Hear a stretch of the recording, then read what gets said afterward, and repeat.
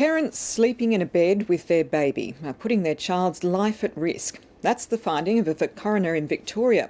He's warned the practice of co-sleeping is dangerous, and he slammed the inconsistent advice being given to parents.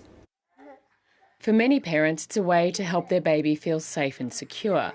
But the Victorian coroner says sleeping in the same bed as an infant, or co-sleeping, needs to stop.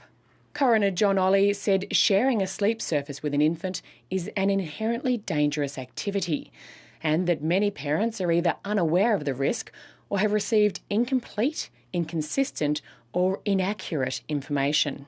We know that little ones are dying in co-sleeping situations, and we also know that we need to inform parents with consistent messages, and they're not getting that at the moment. SIDS and Kids has recently updated its safe sleeping guidelines, which include putting a baby to sleep in its own bed.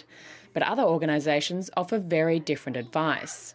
An Australian parenting website sponsored by the federal government gives guidelines for safe co-sleeping, such as putting a baby on its back, providing firm bedding and making sure the environment is smoke-free.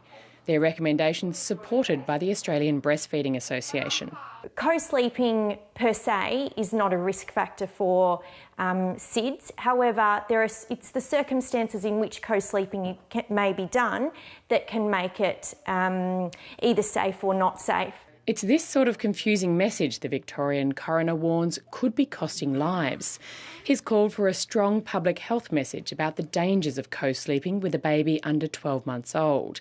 And he wants it delivered at pregnancy and after birth. We advocate for changes. We advocate for policy. We need policy out there in all health professional fields. Every year, around 80 babies die from SIDS in Australia, and around half of those deaths happen during co-sleeping. Sarah Jench, ABC News, Melbourne.